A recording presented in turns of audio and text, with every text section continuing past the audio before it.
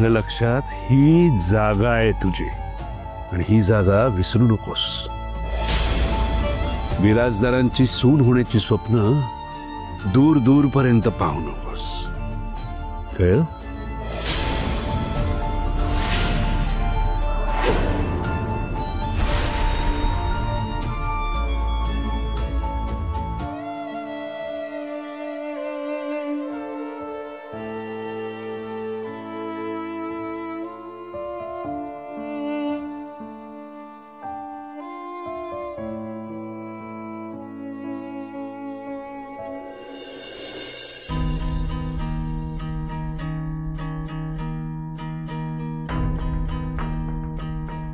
विराजस, अरे काय चाललंय? ती घरची सून आहे ना, तिलाही अशी वागणूक? घरच्या सुनेला मोलकरीण आणि मुलाला ड्रायव्हर बनवून ठेवलंय. नाही भगवत रे, नाही भगवत आहे. राधानी पण अनाथ म्हणून किती सहन करायचं रे? आणि का पदोपदी तिला हिणवलं जात आहे? तुला बरोबर वाटतंय हे सगळं? बघितलंस ना आता, घरच्या सुनेला पायाची बसवलं, चप्पल पुसायला लावली, तिच्या हातून पायात घालायला लावली. नाही भगवत रे, नाही भगवत हे सगळं. विराजस, मी तुझ्या जागी असती ना तर कधीच कधीच तिला घेऊन घरातनं बाहेर पडले असते. विराजासाठी राधाचा एवढा अपमान, आणि तू तरी का राधाची फरफट करवतोयस? अरे तिला या घरामध्ये सून म्हणून मान कधीच मिळणार नाही. त्यात ती अनाथ, तिला या घरात जागा कधीच मिळणार नाही. आम्हाला तरी मिळाली का? बघ, तुझ्या चाचूला मिळाली नाही ना, मग राधाला कशी मिळेल? हे बघ विराजस, हे असंच चालू राहिलं ना तर मोलकरीण म्हणून तिचा नुसता छळ होईल. मी सांगते तुला, तू तिला इथून घेऊन निघून जा. नाही, आम्ही कुठेही पळून जाणार नाही.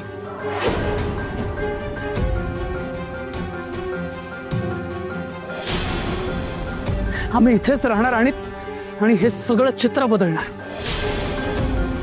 घरच्या सुनेला मोलकरीण केलंय ना त्यांनी. मी एक दिवस तिला या घराची मालकीण बनवणार.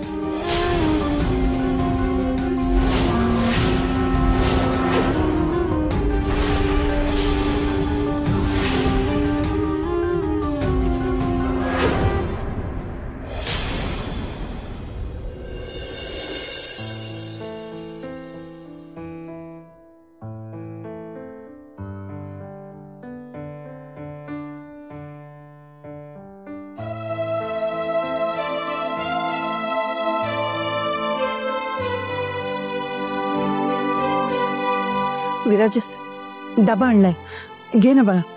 ऐक ना बाळा, उपाशी पोटी नको रे जाऊस कामावर. ऐक ना, खाऊन घे ना. विराजस, खाऊन घे ना, घे. अरे डबा घे.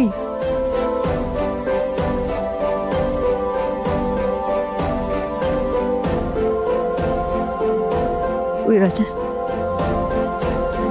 पाहणारी तुझी आई आहे रे. तू असं स्वतःला त्रास करून घेतलास तर माझा जीव नाही का तुटणार? का वागतोयस असं? सांग ना, का करतोयस हे सगळं? जरा बघ स्वतःकडे, काय अवस्था झाली आहे तुझी. आई, तुला खरंच काळजी आहे माझी? अरे मी आई आहे रे तुझी, काळजी वाटणारच ना. मग तुला माझ्या बायकोची, तुझ्या सुनेची, राधाची काळजी का नाही वाटत आहे? हे तू मला विचारतोयस? तुला जर राधाची एवढी काळजी होती तर तू हे लग्न का केलंस? सांग ना. जेव्हा की तुला माहित होतं तुझ्या बाबांना हे आवडणार नाहीये, ती मुलगी अनाथ आहे हे कळल्यावर त्यांनी मसाला पाहिला देखील नाही, की तुला वाटतं तुझं हे लग्न ते मान्य करतील? अरे हे सगळं करताना तुला एकदा मला सांगावंसही वाटलं नाही का रे? तुझ्या बाबांसमोर मला तोंड कसे पाडलंस तू? तुला वाटते का आईची काळजी? आई, चुकलं माझं. I am sorry.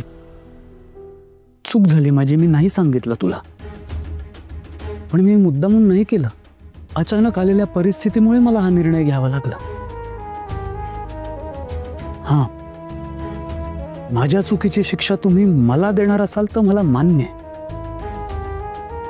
पण माझी बायको अनाथ आहे म्हणून तिला खरकट साफ करायला लावायचं आणि मी मात्र इथे हा आईच्या हातचा गरम गरम डबा खायचा, तुला तरी योग्य वाटतं आई? यांना कसं घशाखाली उतरेल माझ्या, तू सांग मला. विराजस, अरे मी तुझ्यासाठी खूप प्रेमान. तुझं प्रेम संपलंय आई. नाही दिसत आता मला तुझ्या डोळ्यात प्रेम.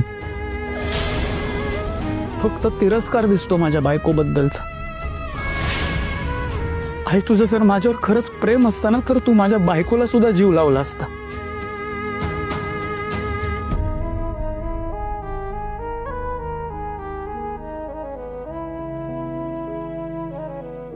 या जेवणात पण प्रेम नाही उरलंय आई आता. हे सॉरी, मी नाही खाऊ शकत हे.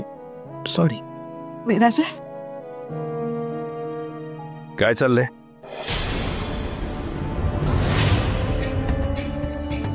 मी विचारतो काय चाललंय?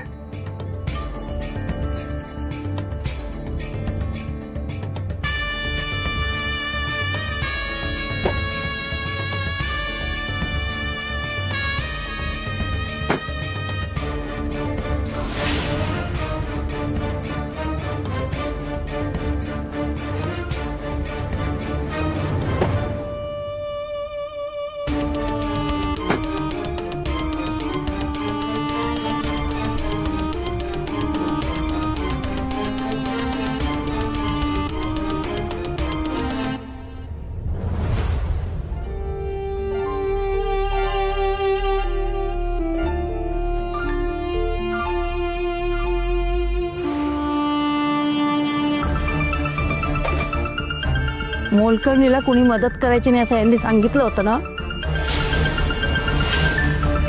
मग का मदत करताय आई तुम्ही हिला?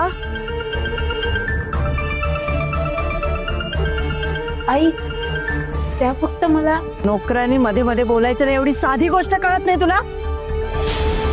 मी आईंशी बोलतीये ना. प्रत्येक नात्यात नाक खुपसणं नकोय. संजीवनी, अगं एवढी चिडायला काय झालं? बिचारी एकटी पोर. ही आणि बिचारी.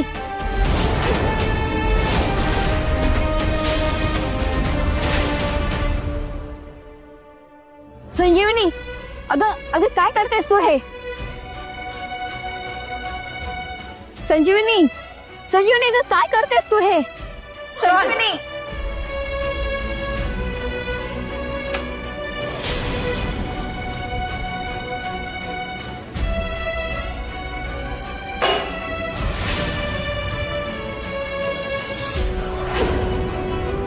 दिसताना साधी दिसतेस ग तू, पण आतून इतकी बनेल असशील असं वाटलं नव्हतं मला.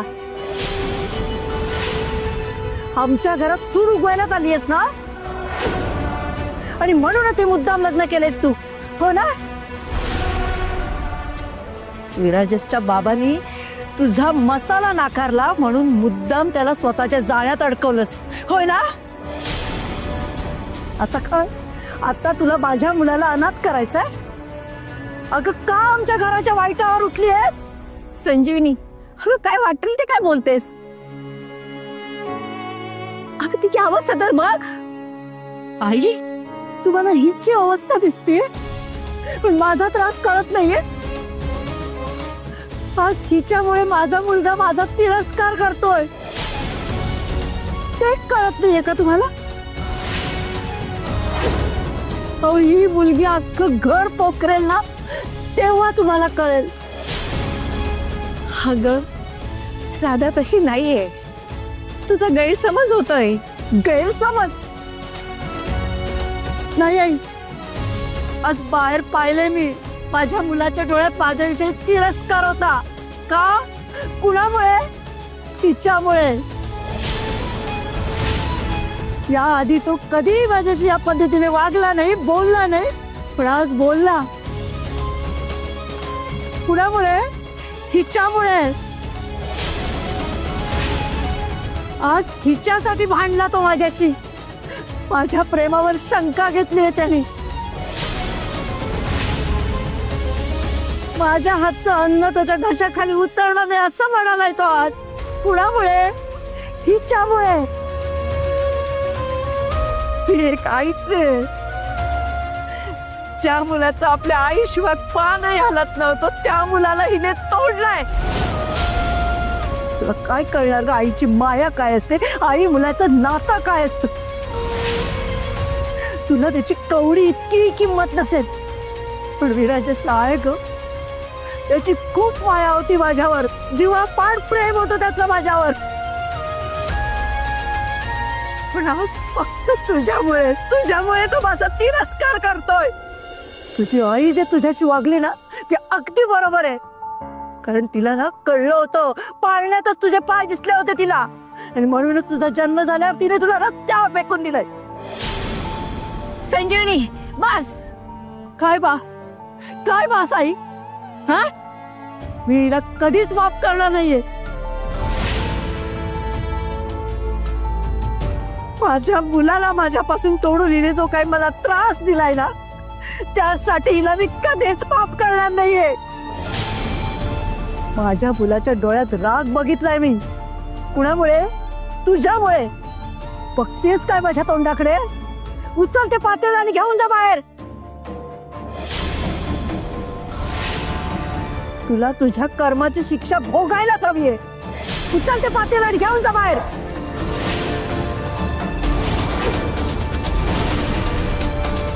संजीवनी अगं डोकं फिरलं का काय तुझं? आई माझं डोकं अगदी ताळ्यावर आहे. पण हिला विराजसला दाखवायचंय ना मोलकरण म्हणून हिला किती त्रास देत होते. पण ठीक आहे, दाखवू दे विराजसला. उचल ते पातेलं आणि घेऊन जा बाहेर. राधा दादा अजिबात पातेल्याला हात लावायचा नाही. काही गरज नाही उचलायची. संजीवनी गॅस बंद कर. नाही करणार मी गॅस बंद. मला हिच्यावर अजिबात दया येत नाहीये. राधा वेडेपणा करू नकोस. नको ते पातेलं उचलूस. सासरच्यांचं मन जिंकायचं ना तुला. उचल हे पातेलं आणि घेऊन जा बाहेर. संजीवनी डोकं फिरलं का तुझा? राधा वेडेपणा करू नकोस. नको हात लावूस. आई तुम्ही थांबा. राधा पातेलं उचल. नको उचलूस पातेलं. राधा पातेलं उचल. मी करेल राधाशी लग्न. राधा मी तुला प्रॉमिस करतो, तुला कधी काही कुठलंच दुःख देणार नाही. राधा तू शांत हो. मला तुझी मैत्री हवी, राग नको. राधा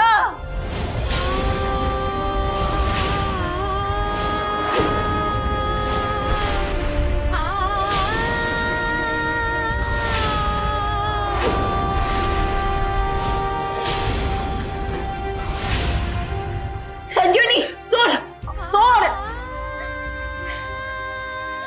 राधा काय केलंस तू? राधा काय केलंस तू? कळतंय ना आता आईच्या मनाला त्रास झाला की जीव कसा जळतो तो.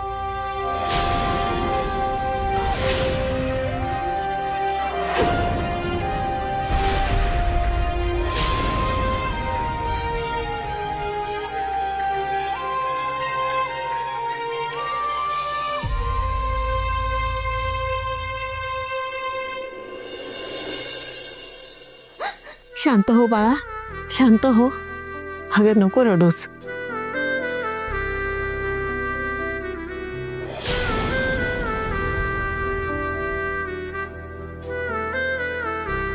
आई बापरे. राधा अगं काय झालं हे? काय करून घेतलंस तू? आई हे लाव,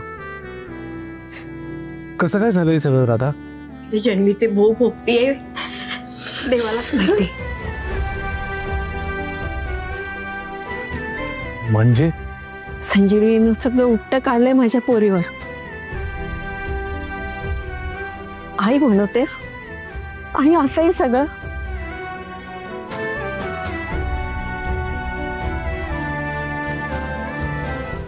राधा, अगं कशाला उचललंस ते पातेला? काही गरज नव्हती त्याची. अगं ते अन्याय करतात, पण तू का सहन करतेस? हे घे.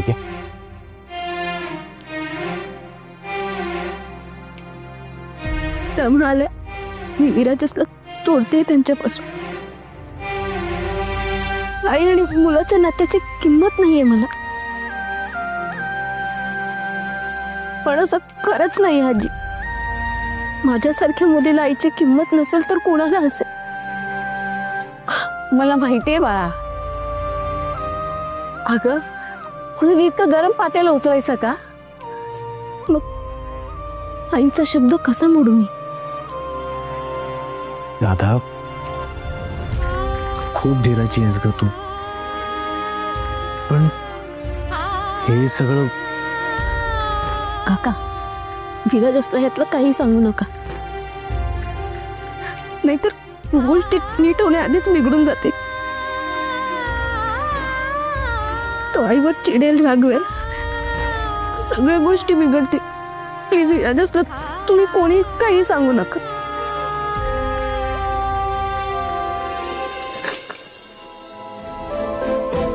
ठीक आहे. तू शांत हो.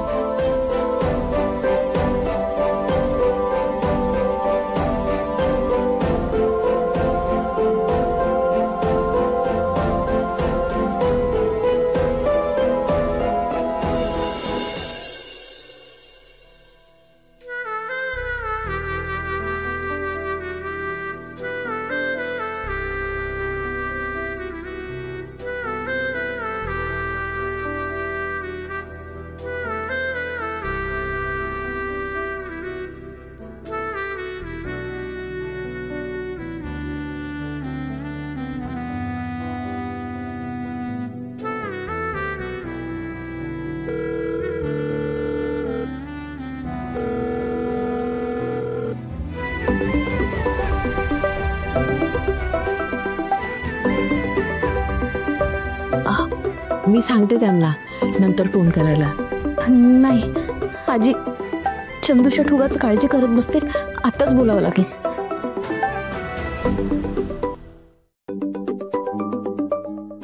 उचल फोन, स्पीकरवर टाक. हॅलो विट्टी, बाळा कशी आहेस ग? मी बरी आहे चंदूशेठ. काय झालं? अगं आठवण यायला काय व्हायलाच हवं का? आता काही केलं तरी पण तुझी आठवण येत राहते. हल्ली आहे ना 2 घास कमी जातात जेवताना. तुझ्या हातच्या चवीची पण आठवण येते ग. मग चला ना ताईकडे, तेवढीच ताईच्या हातची मस्त मिसळ खाऊयात. मग 4 घास जास्त जातील.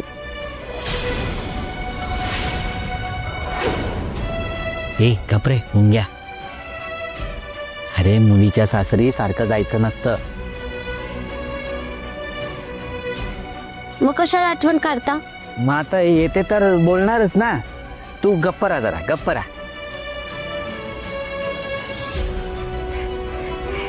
विट्टी बाळा, तू आनंदात आहेस ना? आणि जावई बापू